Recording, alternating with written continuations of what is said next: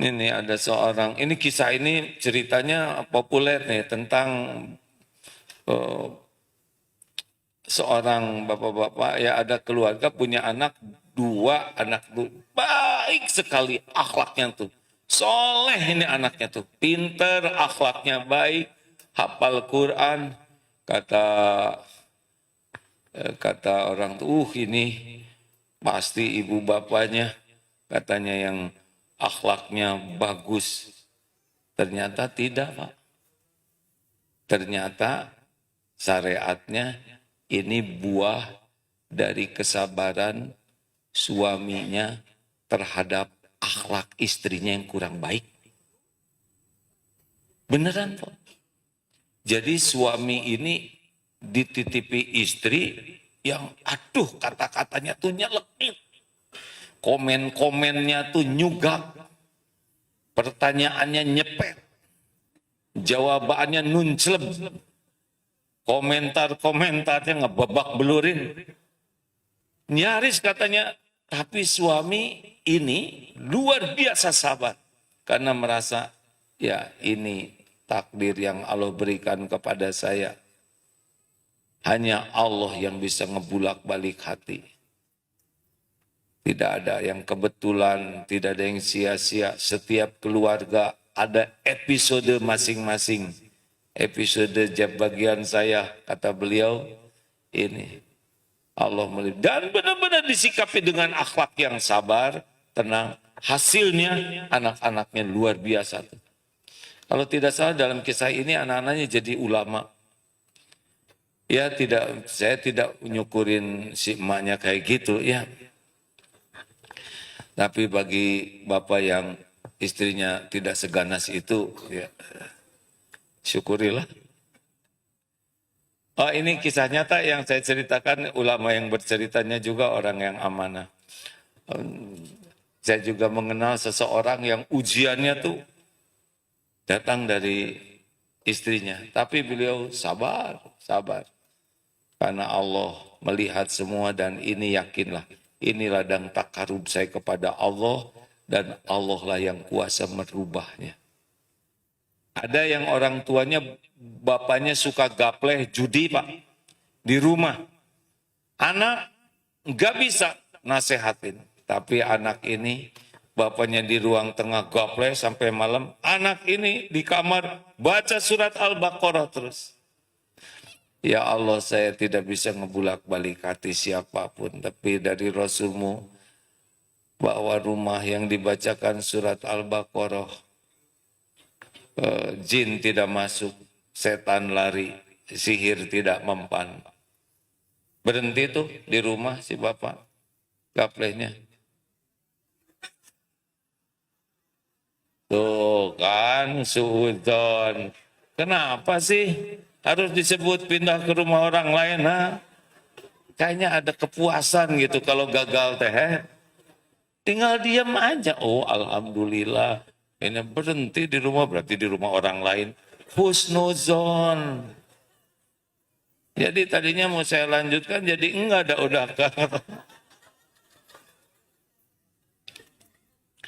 Astagfirullahaladzim. Jadi tidak usah berlebihan dalam memberi nasihat itu. Tidak usah dengan nada-nada yang Allah tidak suka. Apalagi marah-marah, bertengkar. Dilarang kita bertengkar, berbantah-bantahan. Walaupun kita benar, hindari perdebatan itu. Kenapa?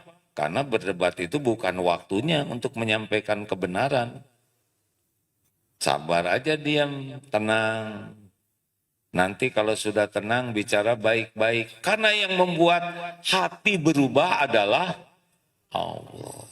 Makanya kalau mau bicara tuh Rabbi shrahli sadri wa yassirli amri wahlul uqdatam min lisani yafqahu qauli.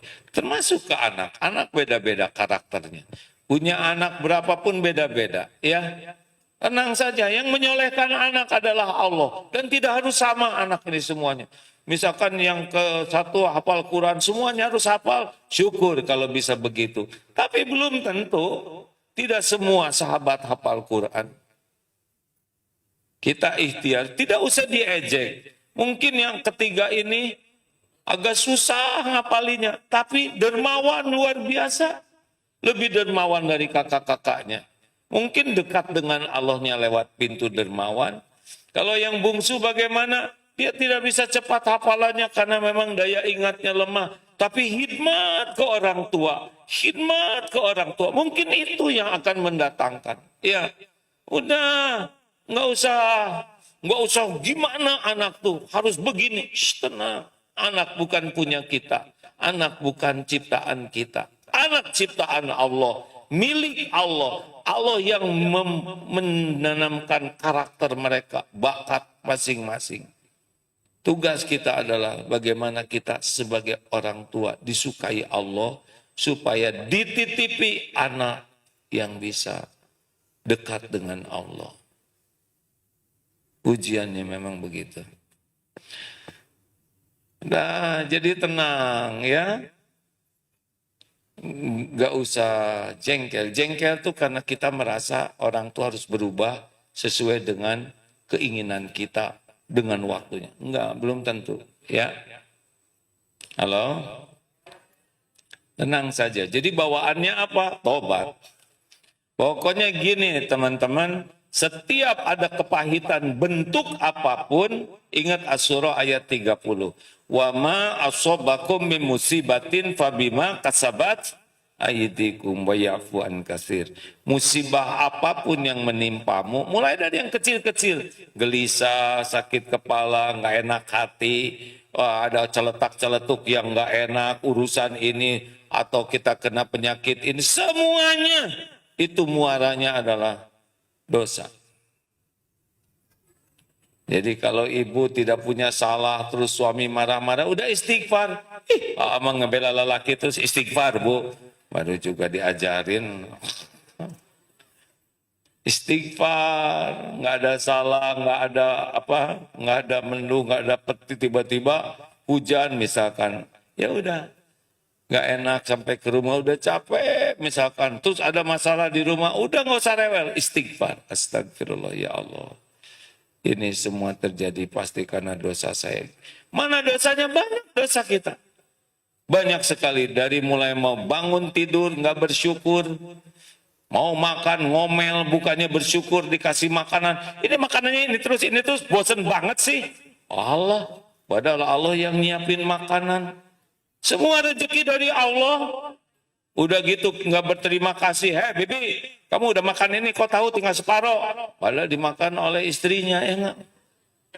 Ngomel-ngomel, belum lihat HP, belum di jalan ngomel, belum tidak menghargai. Ada lagi orang minta-minta, ngasih enggak, malah diledek. Banyak tiap waktu berpeluang jadi dosa. Dan setiap dosa bakal balik kepada kita. In ahsantum li anfusikum wa in asatum falaha.